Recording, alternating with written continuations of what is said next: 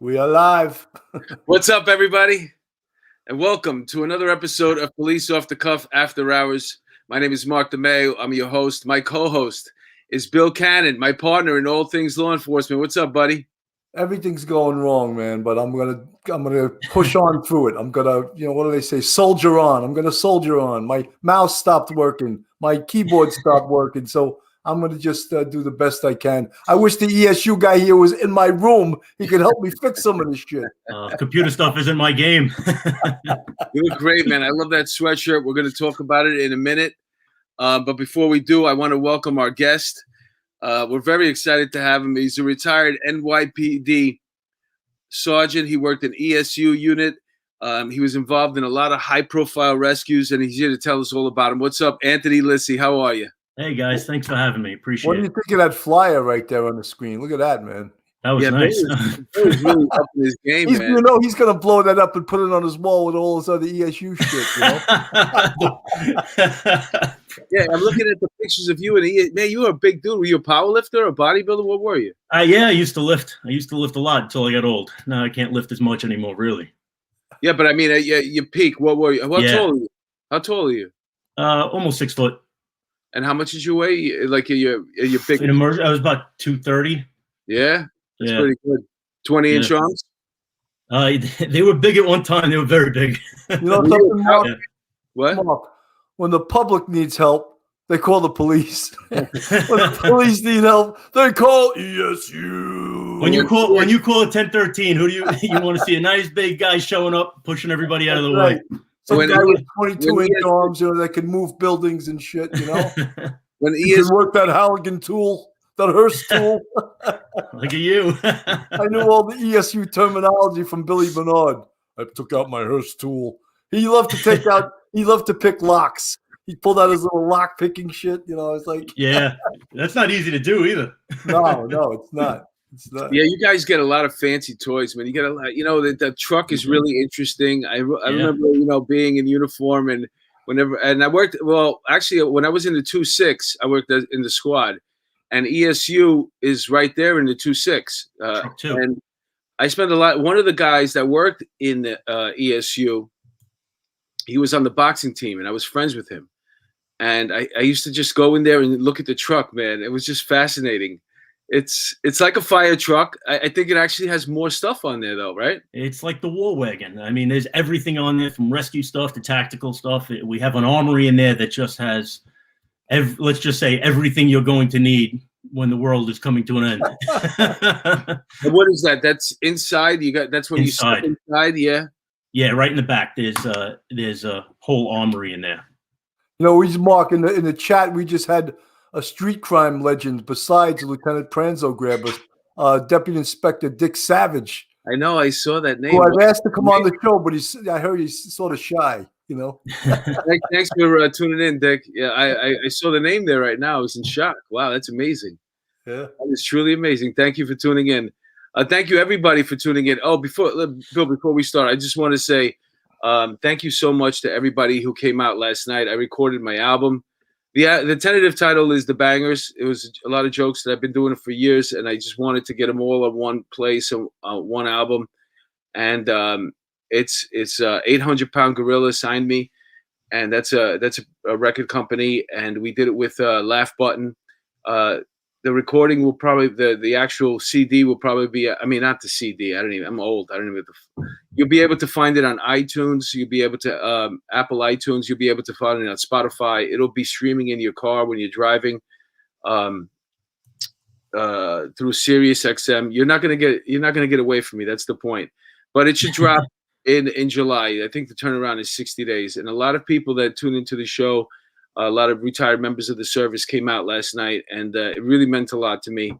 So if you were there, thank you so much. I'll never, ever forget it, and I'm always in your corner. I'm a loyal guy. Mark, you were great. I was there last night for the first show, and I'll testify that you were great. Although I knew most of your jokes, I still laughed at them. I know. Material. You know who else is here? ESU legend Rick Martinez. Oh, there he goes. Rick. What's up? Yep. Yeah. He took Rick's been around the block. For the Larry Davis case, man. He's infamous for that. Famous, right?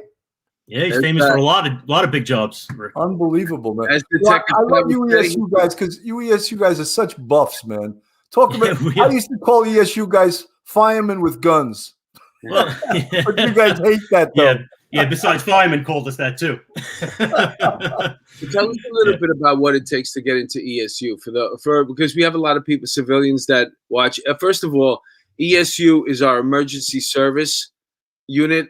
Better, other like I know for a fact in California, everywhere else in the country, they seem to call it SWAT. Yeah, they don't call it SWAT here Special because weapons and tactics. That's what Yeah. SWAT stands for. But over here, for some reason in New York, we call it ESU. And like I mentioned about the truck, how exciting it is to look at it. And there's just so many things on there. So I imagine that, if you're a young cop, you probably buff out. And the one place that you want to go and use all the toys is ESU. But how do you even get there? It's not always easy, especially these days. There's a whole facility. There's so many things that you have to do just to be accepted into specialized training school. And then the specialized training schools, about 7 months long now. I mean, all the things that you have to learn. You're talking about a month of just tactics and weapons, a whole another month of ropes and specialized, trench rescue. Then there's scuba diving. There's hazmat. You're trained in literally everything. But to get there, if you're the regular cop on patrol, you have to have a good sick record, a really good arrest record. If you have some medals, it shows that you're a go-getter and you want to do the job, and you're working hard. And people will recognize that. Anthony, I could have done all the training except going up on that bridge. I would have been like, I ran the bridge training for about 8 years, the Verrazano Bridge training. We have a whole a program that we teach other ESU cops exactly how to tie in properly. Right, so you got to climb to the top of it and look across the city, right? It's great though. I'm telling you, you get a nice Sunday morning up there. It's just, wow. I've taken a lot of people up there and they just are in awe every time. It's pretty scary though, looking down, right? Well, it could be. Well, we're tied in. Everything is safe. It's people don't realize how safe it is. Actually, I don't know if people also realize. Is that part of the training not to look down?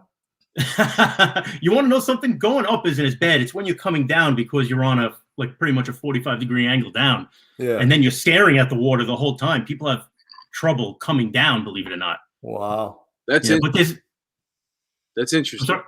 Yeah, there's an elevator in each tower of the Verrazano. It actually is an elevator. So there's 4 elevators on the Verrazano that goes down to the water, the road level, and then almost to the top, but not fully. And I would imagine that once you get into ESU, there's a lot of training that's continuous. Like, I know you have to go, like Bill mentioned, climb up the Verrazano Bridge. But how often are you ever going to do that again unless it's on a job? Do you have to train do you get that? We do. We do. We used to do it at least twice a year and take sometimes up to 50 emergency cops up all the way to the top, show them how to get up and down. And then we would run a scenario on the roadway of, possible jumper out past the roadway on the fingers of the bridge that over the water. And we'd have a guy stand out there, one of the other ESU cops, and we'd have 2 newer guys usually go out and make their way to him just to learn how to do it and tie in properly so that you're safe. So if you fall, you only fall about 5 feet and it's not that bad. Anthony, could you maybe take the entire New York City Council up there without the straps? I can tell you they won't be coming down the right way.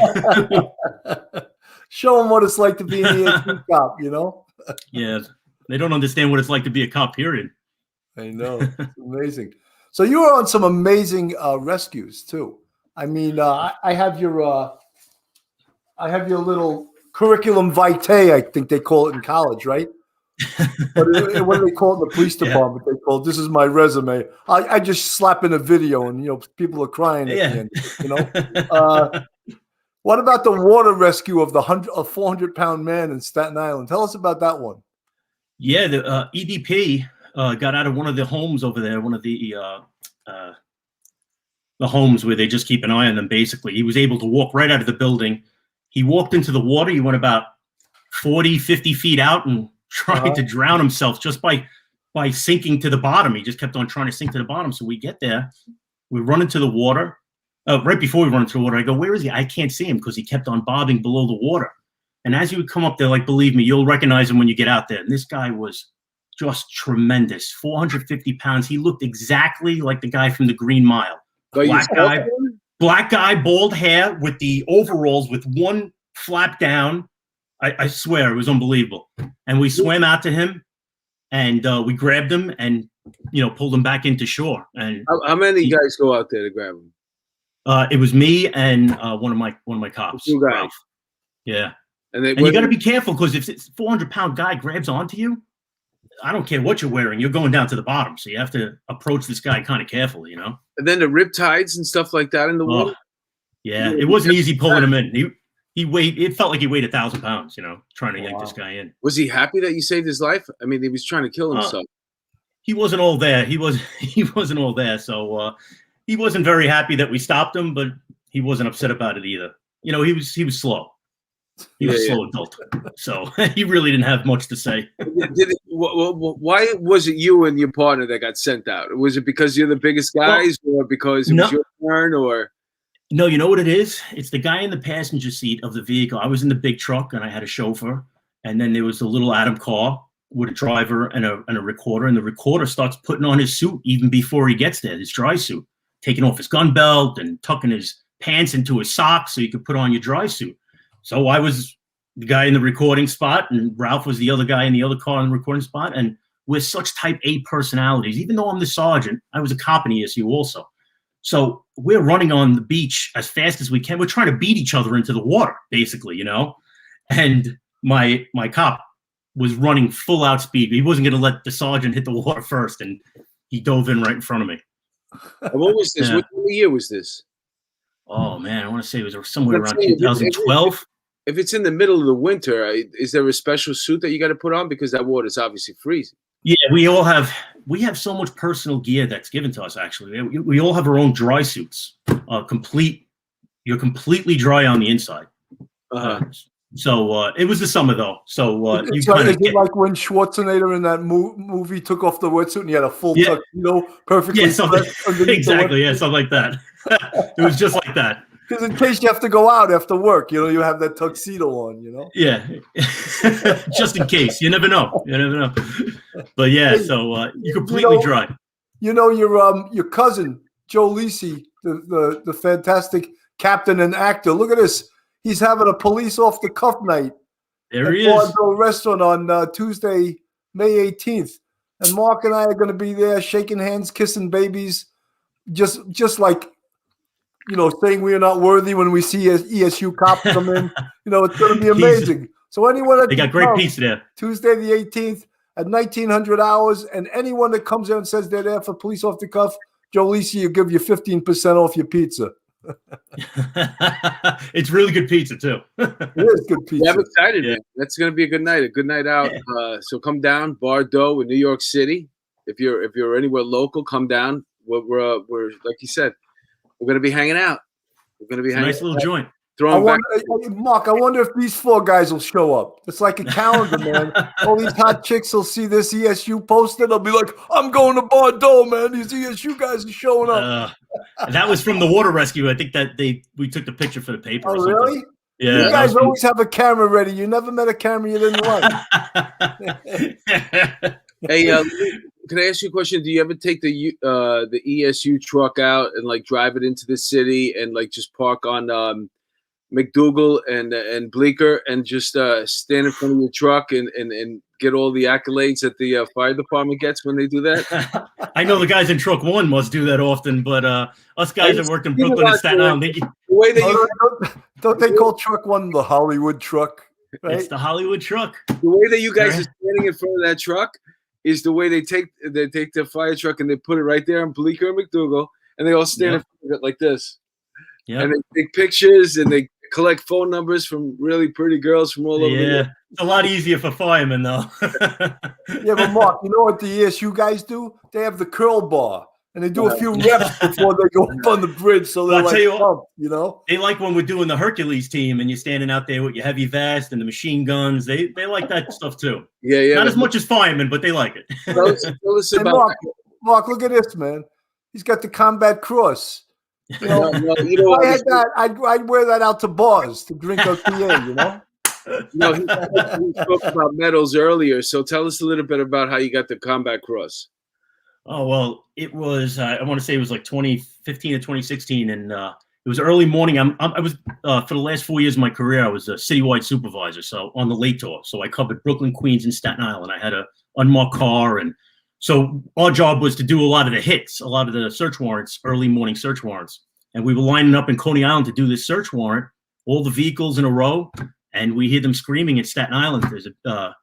There's a guy barricaded with a firearm. He's shooting out the window, and he started a fire, and they called the fire department. And one of the firemen tried to go into the building and got shot. That was that fire lieutenant got hit. It was like right in his hip, and it came out one of his ass cheeks, actually. And once we heard that, the entire caravan, we canceled the warrant and just went right over the bridge. And this guy was barricaded in the basement for about 6 hours. But as soon as we get there, this guy's shooting out the basement windows at us. He just kept on firing.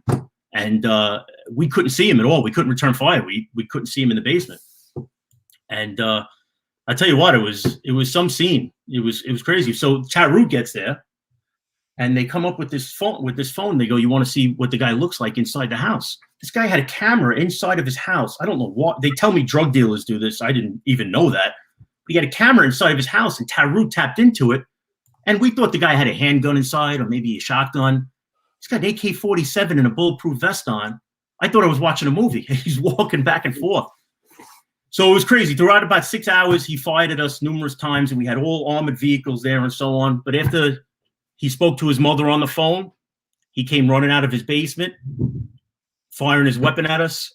He hit the armored Bearcat armored vehicle I was taking cover behind. And there was about 6 of us, 6 or 7 of us, just obliterated him pretty much as he came running out shooting. I think it was suicide by cop, but he was really trying to take a bunch of us with him. Wow. You know?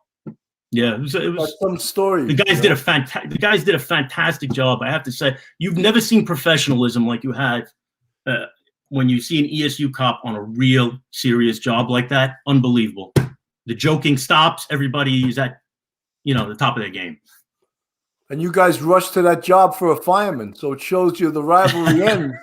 The rivalry ends when life and death are involved, right? I won't say we got there for a fireman, but it was the NYPD cops calling a 1013 that got our attention. Right. Yeah, that was a good job. The guys it was unbelievable. A lot of shots fired, and not a single ESU cop got hurt. It was the best it could have turned out for us. Fantastic, man. You guys always do a great job. I mean, we always know that when we call the ESU that we got the very best. And you guys aren't California, man. You're ESU. You're not SWAT. I always tell that to people, is that SWAT? I go, no, that's ESU. Don't ever call them SWAT. Well, we do a lot more than just SWAT work, so that's why. Right. And such a liberal city doesn't like the word SWAT very much. So ESU encompassed everything that we do. It's not just tactical work, which is why I love the unit so much. It was you got to do everything, rescue stuff. You got to do tactical work, scuba diving, everything. It encompassed everything, that you could want, for me at least. Yeah, you also put yourself at risk a lot too. Yeah, we do, but it's the kind of risk where you have the right gear, you have the right training, it diminishes it just a little bit. Hey, Paul Zito, I had him on the show a couple of weeks ago while Bill was away.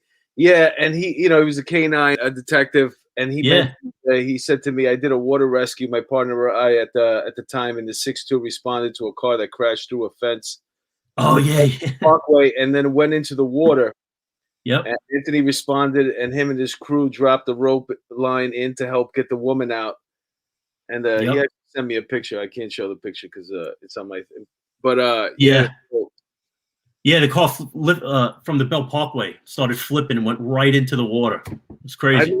I reached out to Paul because I know that he mentioned the story about how he was stuck in his house during Hurricane Sandy, and I read about you and a lot of the rescues that you did during Hurricane Sandy. So I thought maybe you might have been one of the people that responded to him and got him out of the house with his wife, his child, and then he went back to get his dog, the K-9. Well, I'll tell you what, that was one of those nights where you thought you were going to die. That was 100% because that water came up so fast. I mean, you saw those containers, those big containers just floating down the street. Those things weigh, a couple of tons, and they're just floating down the street. It was unbelievable. But anyway, after that first night, after I got dry, I wound up managing most of the cops going out there, and there was 10-13s all night. You had cops on their roofs in Staten Island shooting their gun in the air to get attention, because the water was rising, and they had their families on the roof with them. It was absolutely crazy. So my job was to coordinate everybody. All the cops, ESU cops that live in Staten Island, couldn't get over the bridge, came to my truck and Truck 5 in Staten Island, and we gave them equipment and vehicles and sent them out in boats. And they did that for how many days? A long time. Wow. They did fantastic work. I don't think anybody really, unless you lived on the shore, because I lived in the city my whole life. Mm-hmm. And I remember Hurricane Sandy, but when you lived inland, it's a little different, man. When you were on the shore, man, nobody really had that effect unless you lived on the shore. It happened in Long Island, parts of Long Island. But in Staten Island, man, Staten Island got slammed. It sounds so scary what you're saying. Yeah, I'll tell you what, like I said, I was walking towards the water, and before I knew it, the water just rose up on us. I mean, and you want to talk about almost dying. You got manhole covers in the middle of the street that you can't see, and the tops have popped off. So if you're not watching, you have to walk with a stick or a pole, because if you don't see that hole and you drop in, that's it. It's over. Bad news. Walter Waz, who runs the Medal of Valor site, he just showed up. Sandra Rivera, MC's Audio, Peter Lavin, Carmen Frickals, she's from Toronto. Look at that. We got people from Toronto coming to see us. The Pranzos, of course. Sergeant Melinda, a big fan of ours. Lieutenant Pranzo and his wife, Marcella, and Rachella. I'm sorry, Rachella. Why did I say Marcella? Black Rose, Walter Waz, I mentioned before. Carol Loving, Alaska. We got people here from Alaska. They don't have ESU in Alaska. Wow. They'd be breaking into cabins, finding frozen people. I think all their cops are ESU cops over there. Yeah. How do you gain entry to an igloo? Oh my God! Black Rose 11, boxing MMA. All you great people coming into onto this site. Mark, I think we got to go quickly to a commercial. First one, if you don't mind, or you want to do it first? Listen up, guys and gals. We are sponsored by the best hot sauce in the world. Silk City Hot Sauce is made in small batches using pure ingredients. Locally grown peppers are the foundation of every bottle of Silk City Hot Sauce. There are several flavors from mild to wild, and you got to see the label. Each sauce features awesome original artwork. Check out Bobby's Bigs, Chipotle, Aztec Attack, Badass Juice, Slurp, Mango, Madness, Climate Change, Maple Dragon. I use it every day, and it spices up my food, and it's healthy. And if you want to get some, go to silkcityhotsauce.com, and you put in a coupon code. It's called OTC for off the cuff. Put that into silkcityhotsauce.com and get you a 15% discount. Trust me. You'll love it. I know a lot of people from watching the show have gotten it already. I'm curious to hear your responses. I know I use it every day. I use Bill's. You guys getting tired of New York City or the New York area, the high taxes? They're just going up with the Cuomo's in power. Carol Waters is a realtor. Beach Realty Group has been buying and selling property in the Myrtle Beach area for 11 years now. Carol and her husband, Rob Mahan, who's a retired FDNY firefighter, as well as an NYPD rollover. They work as a team and a multi-million-dollar producer for the past 10 years. They have great knowledge of all aspects of the real estate industry, and Carol's are well-known around the Irish community in New York. She worked in Fitzpatrick's Manhattan Hotel for over 20 years behind the stick. Originally born in the Bronx and brought up in County Mayo, Ireland, contact Carol Waters for all your real estate needs in the Myrtle Beach area. Carol Waters sells MB at gmail.com, 914-261-6681. The next one, I just want to do a quick one. This is very close to our heart. And these sweatshirts you can buy. Carol Cacavelli, who lost her father when she was like 6 weeks old. I don't think she ever really knew her father. I'm wearing one of the sweatshirts now, but all the money goes either to the Brian Simonson Fund, the DEA Widows and Orphans Fund, or the Blue Lives Matter Canine Fund. So you can get the memorial sweatshirt. That's the address at the top of the screen. You can get one. Just order it from that address there. And as I said, Carol Cacavelli, that's Brian Simonson's widow there too. And it's all the money is donated for a great cause. So I'd appreciate all you guys that are police off the cuff fans. Order yourself a sweatshirt. Yeah, you look good, Bill. The sweatshirt is really sharp.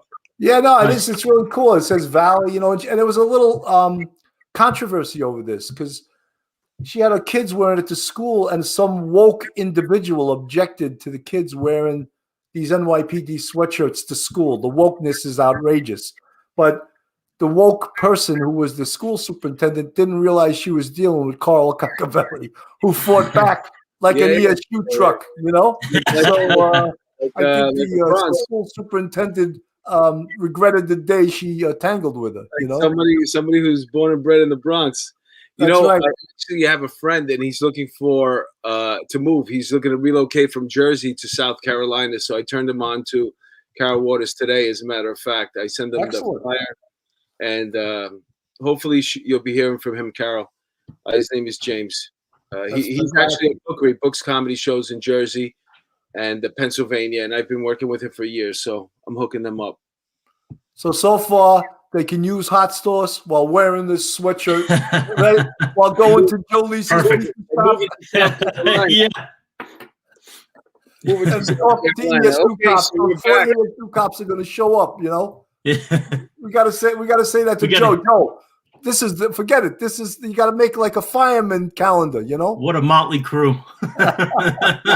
Not for nothing, man. But I remember that's how they used to recruit the task force back in the day. When I used to stand roll call, everybody was 6 feet or better. Who was a power lifter? Who was a martial artist? Bodybuilder? You name it, man. Everybody. And then he had a couple of really out of shape people too, just sprinkle it up a little bit. But I tell you what, the ESU guys have gotten in these last couple of classes much better shape now. When they go to the specialized training school, they have them running around Floyd Bennett Field. I mean, these guys are coming out of the ESU school just in great shape. I mean, it's amazing. They're doing a good job. Really are. Good. It's good. They should. Yeah. Great. It's better for the job. You know what I'm saying? And like you mentioned earlier, you said the Hercules. Tell us about what that means, the Hercules team. Well, the Hercules team started after 9/11, and I believe the idea came from Israel, actually. And what we would do is at the start of a tour, you would have a team, a sergeant, and 4 of the cops, full battle regalia, helmet, vest, machine guns, extra magazines. I mean, you were loaded for bear. And you'd get a list from Intel of locations you had to visit in Manhattan for a certain amount of time. And I don't want to say how long, but you would stop at these locations, and it literally was a show of force. So if anybody was watching the place, like let's say the Waldorf Astoria Hotel, if somebody's watching it, they see us come by, they don't know when we're coming or when we're going, they have no idea. So it keeps them on their toes, and it's so far it seems like it's worked. But because we're already geared up and ready to go in Manhattan, we sometimes run into a lot of things, But it's a great idea. It's in the summertime. It could be.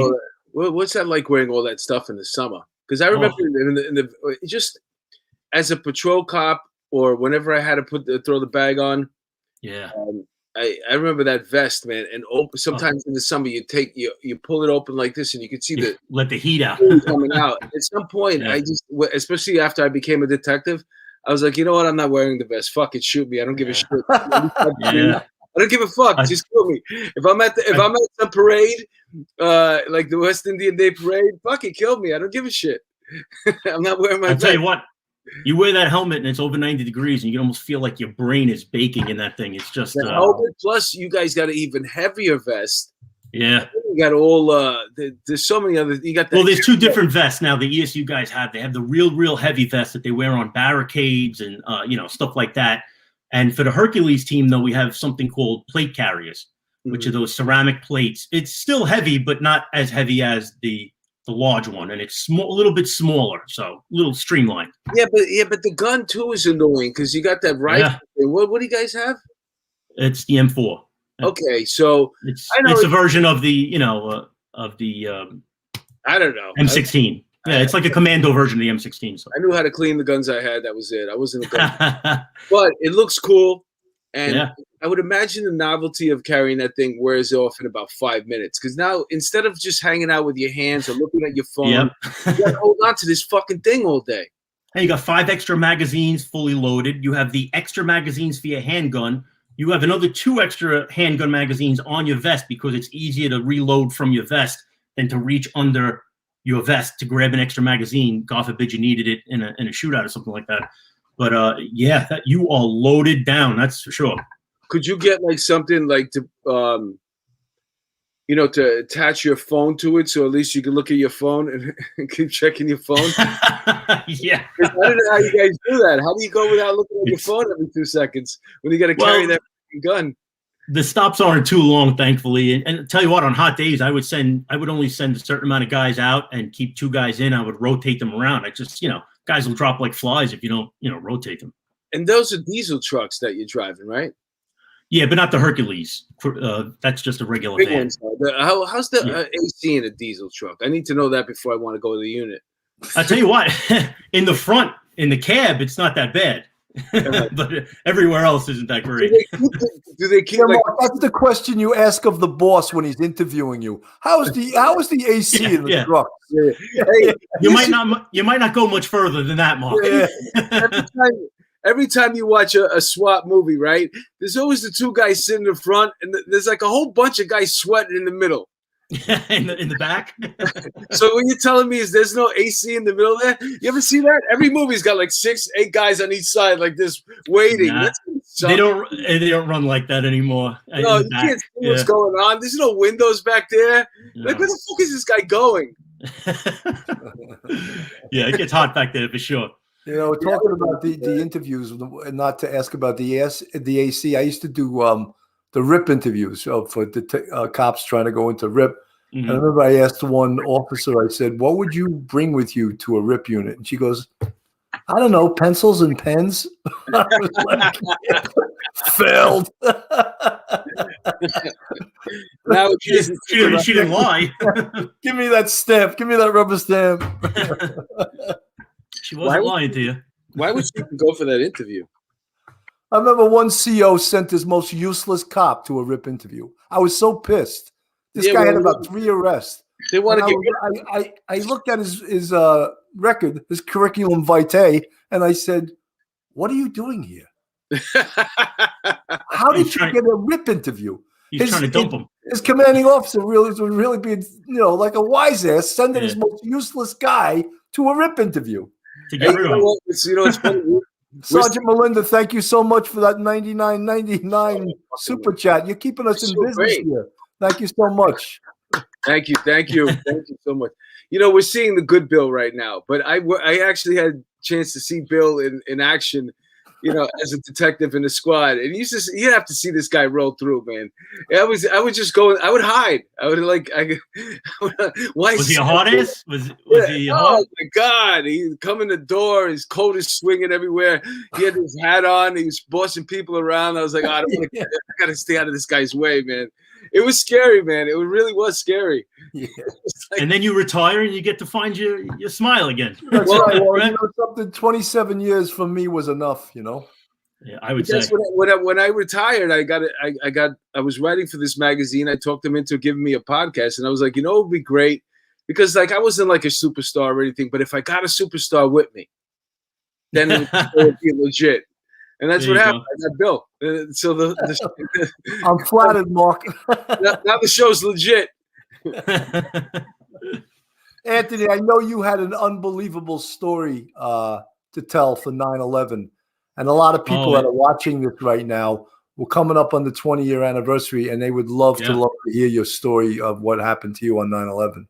Yeah, absolutely. Well, 9/11 was the first year where Special Operations Division wasn't exempt from doing election duty. The first and only year that they weren't. So they decided to take harbor guys, pilots, ESU guys, and put them on election polls. That's brilliant. That's brilliant, right? Yeah, that's brilliant. I don't know who came up with this idea, but it almost wound up biting them in the end. But anyway, yeah. Well, I didn't want to say that, but you're right. I'm marooned.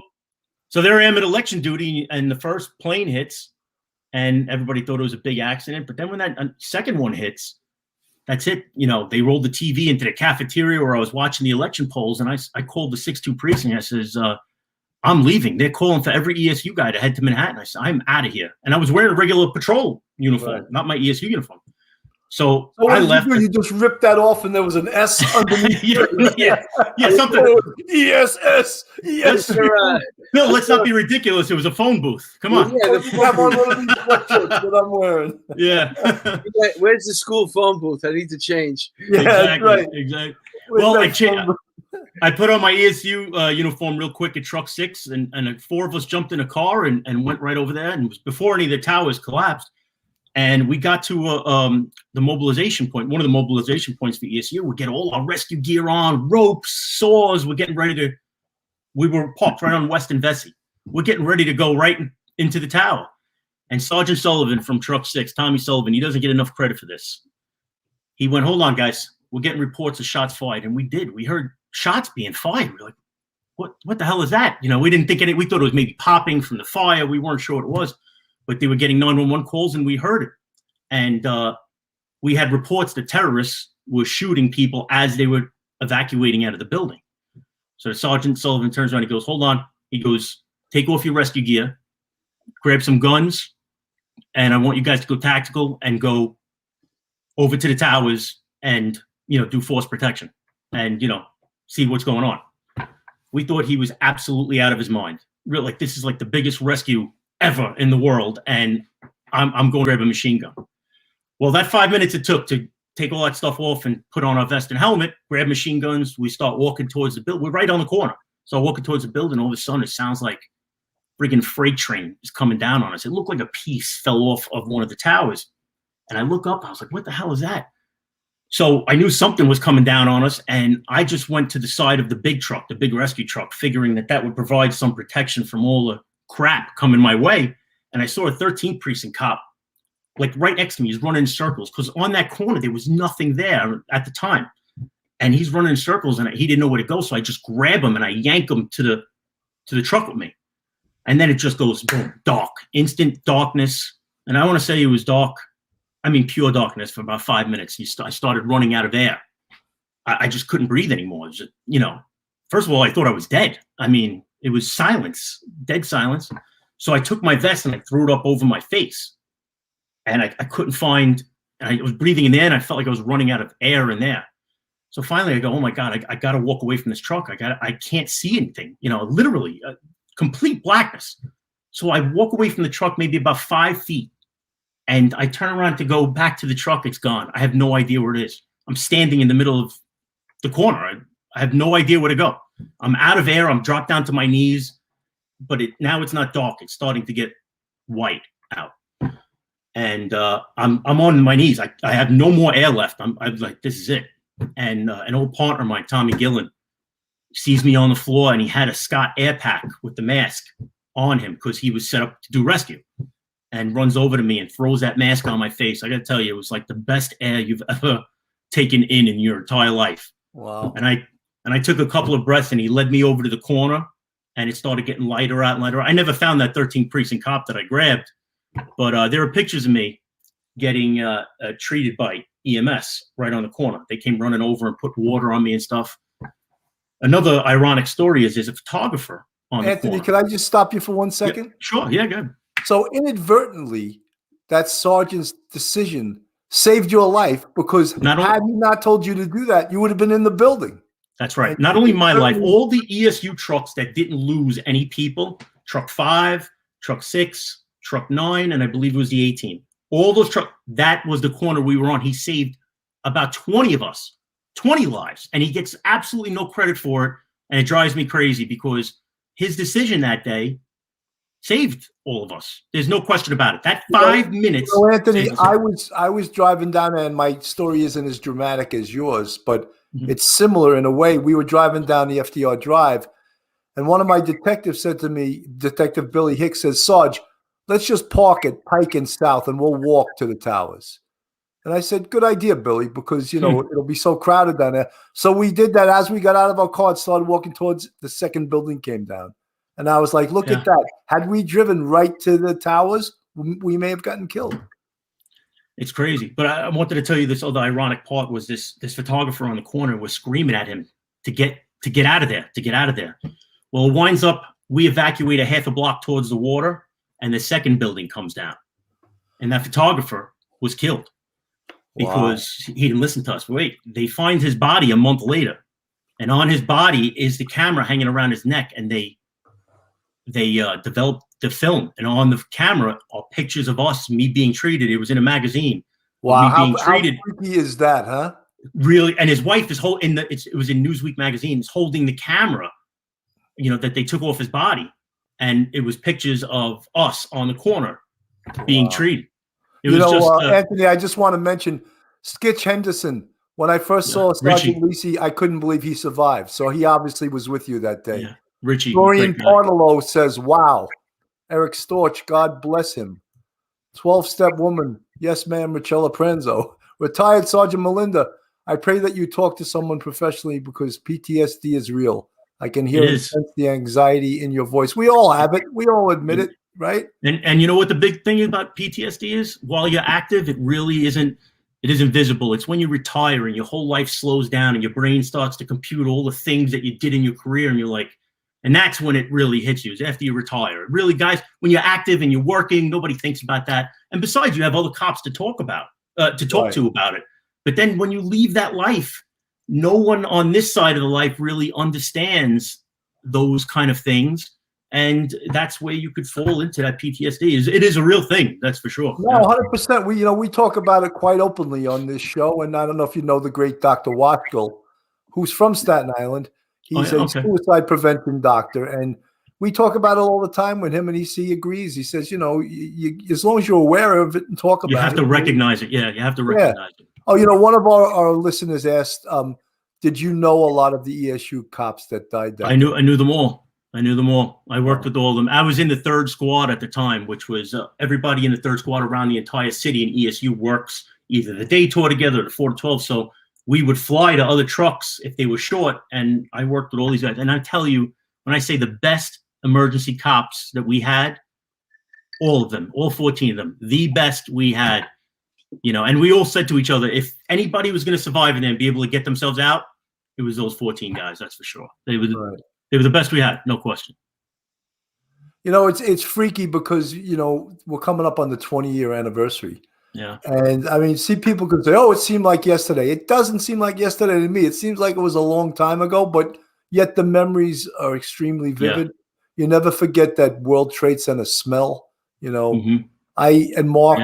worked at the bereavement center. I know I was there, but not a lot. I went to the morgue, and some of the things I saw during 9/11, and I was in homicide. I never saw bodies in that condition ever during my police career. That was shocking even to me, someone who was in homicide, to see that. Well, we found my team in the middle of the night found Detective Claude Richards from the bomb squad. And that was, that was amazing. I don't want to say too much about that. I don't, family members on here or whatever, but I tell you, that was an experience. That really was, seeing one of your a fellow cop, and with his jumpsuit on from the bomb squad still, it would, it'll take you back. It'll definitely I remember every second of it. I remember there was what we did was there was what are they called? The meat wagon, right? Mm. And it's parked in front of the medical examiner's office, and we formed like a chain of evidence. All these detectives, and they would use a body bag. Now, most people might not know this, but a body bag is like 7 feet long. And they would use a complete body bag for every body part, or what they thought was a human body part. Even if it was an animal, they would put it, whatever body part they found when they were digging through the rubble, they would put it in, and they would use one whole thing. So a lot of times you would go collect it off that truck, and then he would bring it inside, and he would stand there while they figure out, is it a human body part? Then he bring it to the next station, and it's like a chain of evidence. But a lot of times it was just like they would pull out a piece of skin. Well, it's funny you should say that, because like one of the first days right after 9/11, you know, everybody's eager to get in there and start digging. And me and a couple of guys start digging, and we find a female. She was about 5 feet down, but under a giant I-beam, and everything was gone except for maybe, you know, from here up. So while we're cutting her out, she's literally staring at you. You're in a hole and she's looking at you. You know, it's very eerie. But, you know, we wanted to get her body out of there to give back to the family, but it took us like 5 hours to cut a piece of I-beam like this. Had to weigh 500 pounds easily to cut a piece of I-beam out. But after that, we were told, you know, leave the bodies in place. We'll mark them, and then we'll come back for them. We're trying to find people who are alive, obviously. And it was a good decision, because you are looking for people who are still alive. But, you know, Anthony, a lot of people don't realize also that when they declare it a recovery as compared to it being a rescue, if it's still a recovery, they can't en masse pull out heavy steel, because the steel shifts, and that in itself could kill survivors. Sure. So and, you know, it's a very different thing, the way that they do something of recovery as compared to a rescue. Yeah. Well, you want to have your manpower looking for people who are alive, obviously. I mean, if you find a body, the best thing to do is to mark it and move on. But we were so embedded, like, you know, we found somebody and we dug and cut her out. And, you know, after that, you're dripping with sweat, and it's like, all right, don't do that, you know, don't do that no more, because we have to dig for people who might still be, you know, alive. Right. And it was the right decision, but we were so embedded emotionally to getting her out, you know. You know, they had a couple of guys there that were like mountain climbers, and I had heard this story that they actually rappelled down into the World Trade Center. Yes, I seen by it. Yeah. ropes, and they actually saw full rooms intact, like voids that had survived falling all those, you know, 110 stories, and the rooms were perfectly intact, but yet there was no survivors. Yeah, I was underneath. You know, I was underneath the Trade Center. That was still intact under there. A lot of spots. Yeah, crazy. That's crazy. Yeah, it was it was a crazy day, and then I was there till, I want to say March. You know, I did about a little over 500 hours over there. Wow. Do you have residual health problems from 9/11? Yeah, I have a bunch of issues. I take a handful of medicine every day. You know, just my lungs, my esophagus, everything. Because, you know, I was breathing in darkness. I was sucking all that stuff in. And, you know, the funny thing is, what happened to me, they said was going to happen. We sat in a big auditorium that night, and they go, listen, your lungs are impacted with crap. You're going to get sick. You're going to get a fever. You're going to get pneumonia. So make sure if you start to feel sick, you let us know. But no ESU cop wanted to say I was sick. You wanted to be there. So I went home, and the second night, I was coughing so hard. I was throwing up. That's how hard I was coughing. So I called the ESU desk, and I'm like, listen, I lost time in the morning. I can't get my head off the pillow. Give me like 5 hours. So there was an ESU captain there, and he gets on the phone. He goes, go to the hospital right now. I said, boss, I don't want to go to the hospital. I want to come to work tomorrow. I just need a little extra time. I cannot move. Just give me like in a couple extra hours. He's like, if you don't go to the hospital, I'm going to send 2 trucks over to your house, and they're going to drag you to the hospital. And I went to, I was like, all right, no need. I'll go. And I went to the hospital, and I was out for like 3-4 days. But that was the worst time of my life, being home by myself for 3 days. And not but you know what it was? It's like you're living on adrenaline, and you have that exhaustion, yet you're being driven by a sense of duty. Yeah, I lost 15 pounds in like a week and a half, in a week and a half, because you weren't eating. You weren't allowed to eat on the pile because all debris and crap in the air. So they would like hand you 1 Twinkie in the plastic, and that was your 3 square meals for the day at the time. And you were working so hard, you know, that I lost all that weight. Yeah, it was really, you know, there was some, as horrible as all the people we lost and as horrible as that day was, there were some good things about it. You know, the way the city pulled together, the unity of everybody, but it didn't last long. You know, it didn't last long. Unfortunately, and you know, and funny thing is about guys who've been around a while is, you know, you see them cheering for us on the corner, and it was great. It's like, look at this. but within a couple of months, you were driving by and they were giving you the finger again. Right. You know, yes, they were waving. They were waving with just one finger. All of a sudden, it was, yeah. It was like just took a few months. That's all it took. You know, that's the thing about being tough. It's a tough city, so when you're in a tough city, you don't take anything in that much. But when you do that, when you don't take it in that much, you also you don't remember that much.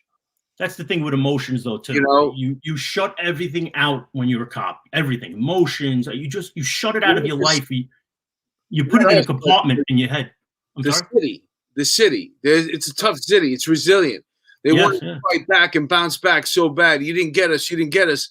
But at the same time, the memory fades away too because you're tough. You want to move forward. You don't remember. So, you know, that's why so quickly they went from buying you a cup of coffee to fuck you again. You know what I'm saying? It's like because we're a tough city. So but we're back. They were cheering us one day, and then the other they were giving us the finger. You know, so whenever you can say, "Hey, fuck you" to a cop, that means we're back. You know, we're back to the way we used to be. You know? Yeah, I guess you're right. Back. Yeah. Listen, it's a tough city, man. And to answer that person's question, I saw on the side, yes, I worked with Paul Perricone, and then he went to the bomb squad. Great emergency cop, great bomb squad guy. Fantastic. You know, ESU has sort of a esprit de corps that a lot of units in the police department, like street crime, had that. Precinct anti-crime units. Of course, ESU, the units that faced a lot of danger and were proactively out there. You definitely had that esprit de corps and being, proud to be in that unit. You know, well, day in, day out, when you risk your life with your fellow cops, it's a bonding thing. You trust each other. If I go right, I know the guy behind me's got left. You know what I mean? Somebody's watching your back all the time, and you get really close. I mean, we've gone on vacations together. You go to picnics. You do all these things together because you truly trust each other. Oh, I can imagine you guys going on vacation together. Hearst tool. I got it. We're always ready. Yeah. Get extra things, extra knives in your pockets just in case, You gotta make sure you have all the equipment going. Yeah, you have to have everything. Yeah. Who's got the M4? You should see my truck. I have so much crap in there that I've never used, but just in case I might need it. Your personal truck? Yeah, my personal truck. You're still a buff. Yeah, I am. I'm not. When you go out to the garage, you got to take it apart every day and put it back in. No. Ladders in your truck. You know what it is? I'm one of those guys that I grab something, I go, I might need this one day, and I stuff it in the corner of my truck. Bill, he's got ladders in his truck. I got everything. A Hearst tool's probably got a fire extinguisher. A helmet. Yeah. Oh, I do. I got you name it, I'm ready. And I know I'll respond to the next attack. I know I'll never use it. It's just in my head. I'm like, well, you never know, and I throw it in there. Yeah. That's just the way I've always been. I don't even have a spare in my car. That's how I drive. We gotta remember, emergency cops. They pack things. We all had our own personal gear. So you have your own. You have 2 vests, scuba gear, hazmat masks, all that shit you had to load onto the truck every single day.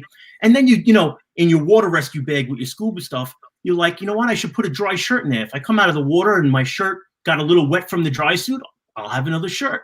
I should throw a towel in there in case I'm really wet. And it just goes on and on until your bags are so big. So, forget it. Since I'm in the water anyway, why not take a bath? Yeah, I'll throw a bar of soap in there. Why not? Anthony, I wanted to just pull up this great picture of you, and you were in Australia, and you were teaching the Australian police some tactical things, right? Yeah, we were doing some tactical stuff, active shooter stuff, and I was also showing them how we do jumper jobs because these guys over there do it, and that's Marcus, a good friend of mine. He came over here, and we climbed the Verrazano Bridge together, and I went over there. The police department actually sent me, which was very surprising. And they sent me over there, and it was a great time. It was really fantastic. What's great. There's a lot of active shooting going on right now, man. What's going on? What is your opinion on this?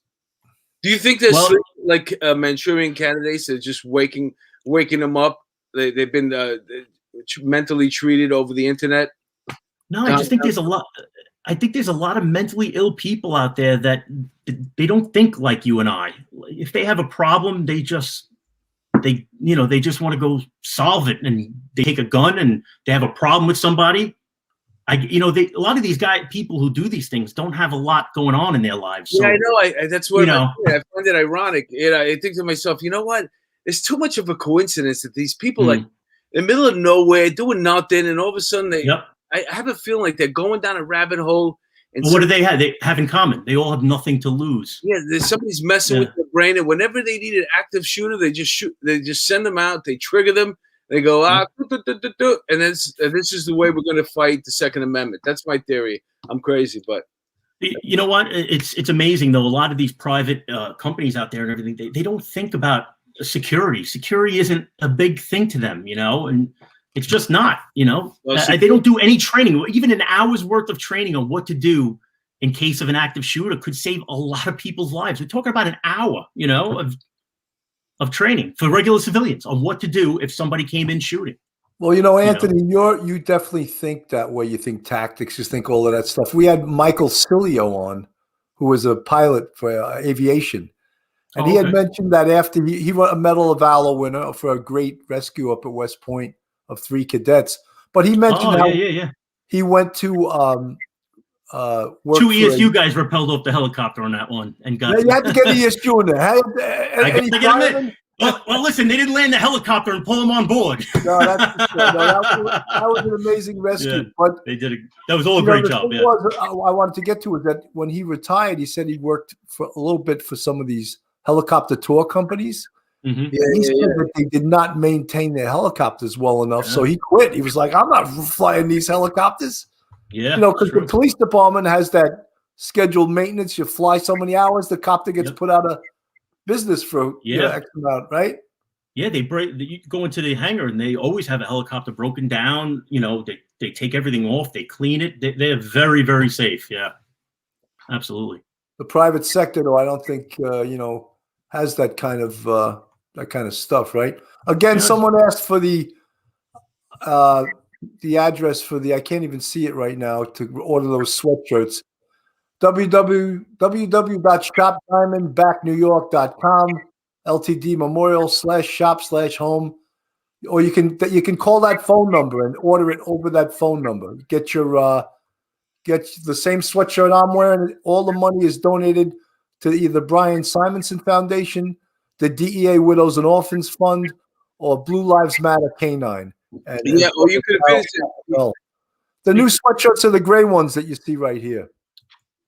Bill, they could visit our Facebook page too, Police Off the Cuff Facebook, and it's on there. This flyer that you're looking at right now is on there. Right, I posted it on there. Yeah, and it's also on our Police Off the Cuff Instagram as well. So if you want the address, just visit that. I'm gonna get one too. I love it, man. I can't wait to wear it, man.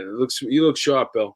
Hey, thanks, man. I'm gonna wear it. Nice. I have another show tonight at 9:00 with Ed Mullins, To the Point with Ed Mullins, and we're actually interviewing the head of the FOP for Chicago. Think about being in Chicago right now.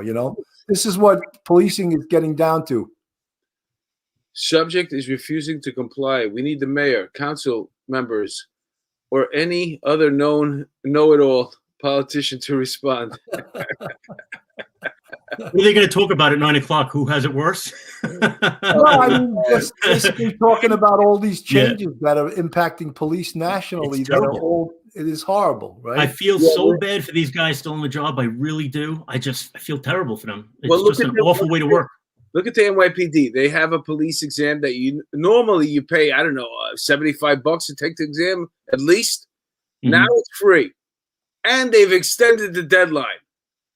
And they put that poor chief on there. What Bill, what's her name? Yolanda? I know who you're talking. The chief of patrol. Yeah. Right? She's up there selling the job. But the truth is, it's like, that you should fail the psychological right up front. Wait a minute. It's true. You want to pick you up right now? Yeah. Have you watched the news lately? There you go, fail, psychological fail. Yeah. What kind of mental patient wants to take the job right now? You know what I'm saying? It's one chief of patrol, Juanita Holmes. Yeah. Nobody's got your back. But the good thing is, I'm watching Curtis Sliwa do his thing. I see his videos that he's posting. He's all over the city right now. So hopefully that's, for me, that's my candidate. I'm hoping that he wins the mayor. I mean, honestly, even with, video of the cop doing the right thing, they're still going after him. I can't even, and everybody thought wearing a body camera was going to save everybody's butt. But, look at that knife attack. What was that, Ohio, I believe? No, but it just goes to show you can believe whatever you want to believe.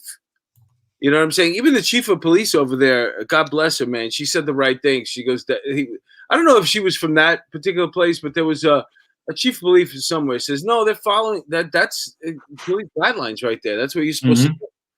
You know what I'm saying? It's just the whole thing is just absurd right now.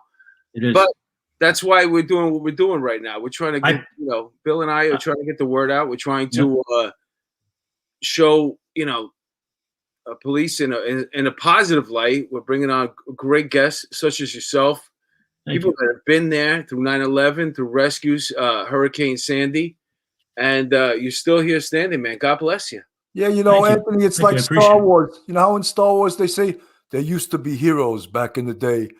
Yeah, I remember. Yeah, we're introducing some of the old heroes to the cops now. We're like, wow, did you see? I got news for you. The guys now are heroes too. They're doing a great job.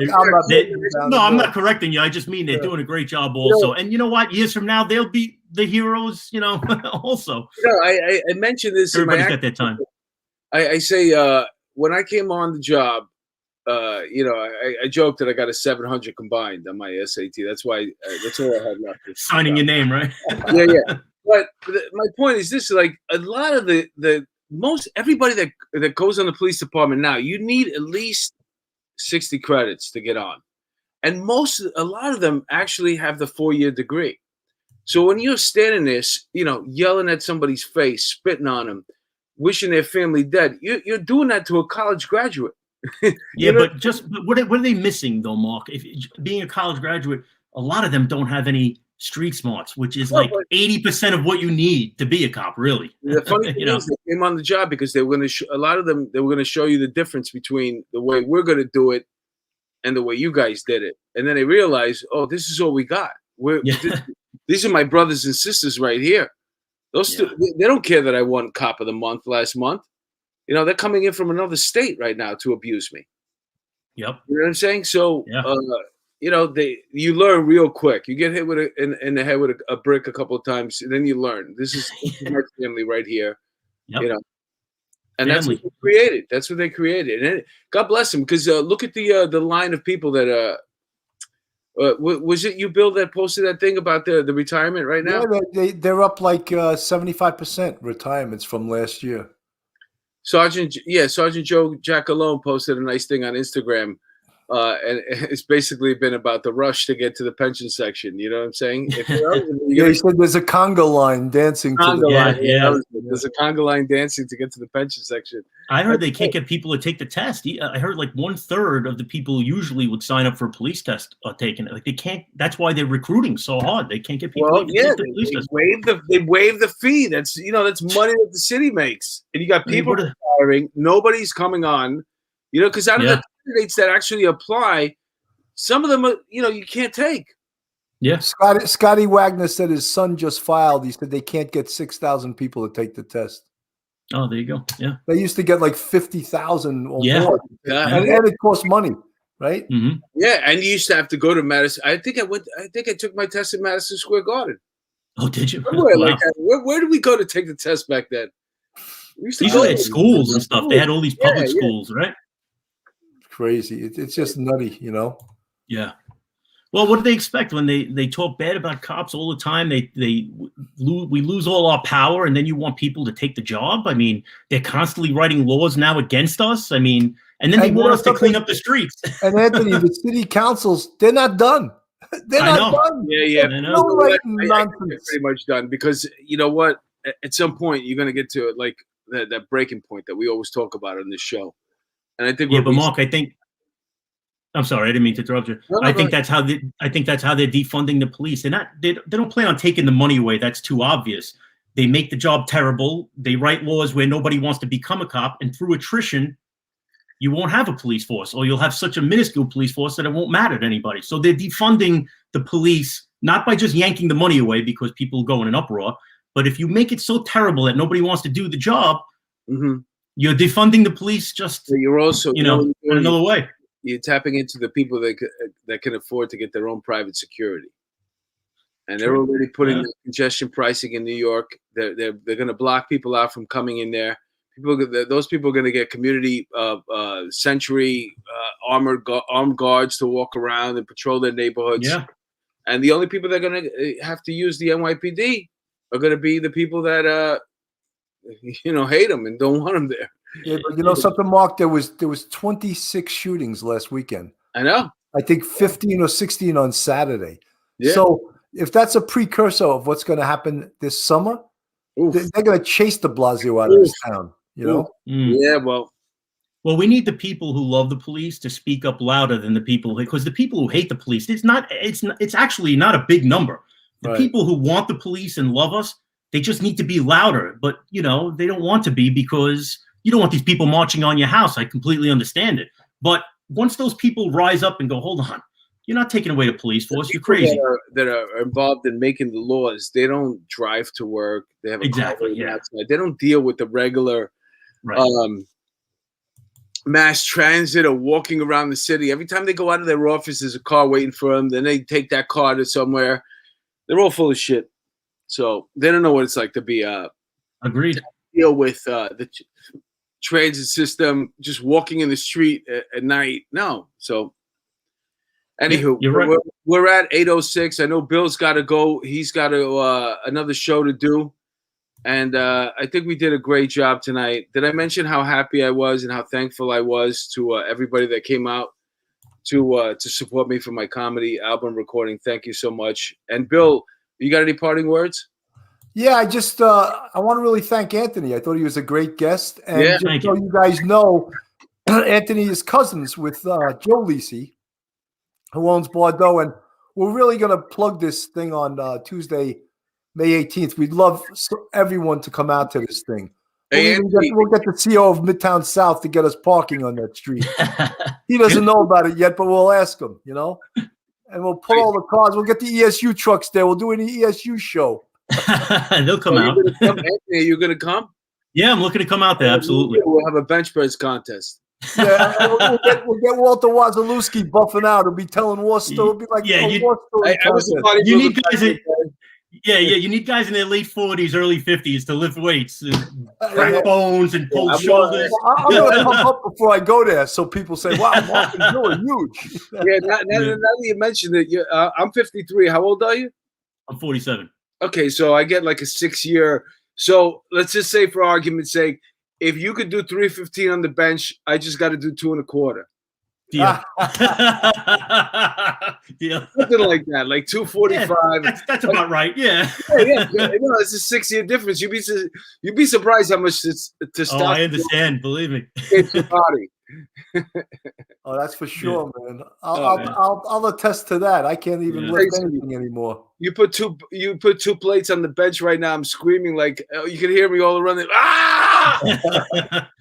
No, Mark, I take a glass of Cabernet and I scream as my shoulder hurts as I bend it.